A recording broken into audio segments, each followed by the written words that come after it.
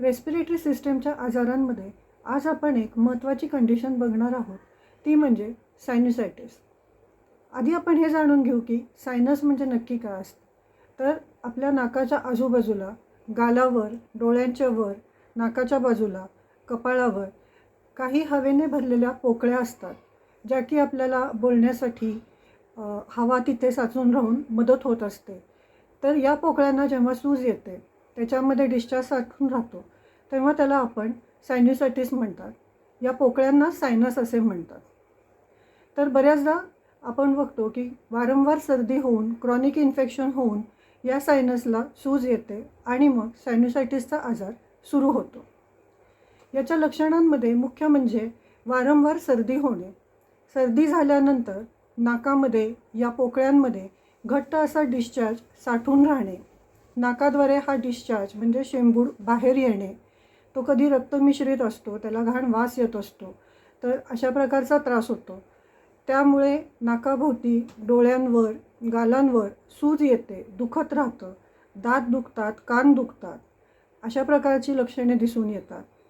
बऱ्याचदा अशा पेशंट्सना कणकणी जाणवते, अंगामध्ये ताप असल्यासारखे वाटते किंवा कधीकधी प्रत्यक्ष तापही असतो, कारण अशा ह्याच्यामध्ये super added bacterial viral infection होते आणि हा त्रास वाढतो. बऱ्याचदा पेशंट असेही सांगतात की आमची सर्दी पूर्णपणे बरी कधीच होत नाही, तर सर्दी कमी किंवा जास्त असते. ही सर्दी नाकावाटे घशात उतरते, त्यामुळे टॉन्सिल्सचा त्रास होणे, घशाला सूज येणे, आडवे पडल्यावर झोपेमध्ये श्वास लागून उठणे, खोकला होणे यासारखी लक्षणेही दिसून येतात. तर ही वेगवेगळे आजार किंवा लक्षणे नसून हा सर्व सायनसचाच त्रास असतो. कारणांचं जर आपण पाहायला गेलो तर ही एक क्रॉनिक कंडिशन आहे, ज्याच्यात मुख्यपणे प्रतिकारशक्तीचा संबंध येतो की प्रतिकारशक्ती वीक असल्यामुळे अशा प्रकारचा त्रास होतो. वारंवार इन्फेक्शन होतं किंवा जो त्रास आहे तो पटकन बरा होत नाही. दुसरी गोष्ट म्हणजे अतिशय थंड वातावरणात काम करणे, जसं की सतत AC असणे. त्यानंतर टीचर्स ज्यांना की खडूच्या धुळीमुळे हा त्रास सुरू होऊ शकतो. त्यानंतर अतिशय प्रदूषण असलेल्या एरियामध्ये राहणे, त्यामुळे सुद्धा हा त्रास वाढू किंवा मेंटेन होऊ शकतो. पण बेसिकली आपण जर पाहिलं तर प्रतिकारशक्ती कमी असल्यामुळेच या गोष्टी वाढतात किंवा मेंटेन होतात.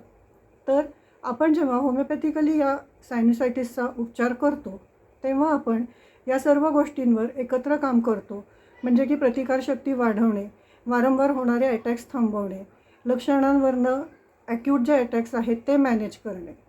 असे जर आपण केले नाही तर बऱ्याच पेशंट्समध्ये आपल्या असे लक्षात येते की हे वाढत जातं पुढं, मग नाकातलं हाड वाढणं, मांस वाढणं, म्हणजे की DNS, पॉलिप यासारख्या कंडिशन्स उद्भवतात आणि मग ऑपरेशन करण्याचीही वेळ येऊ शकते.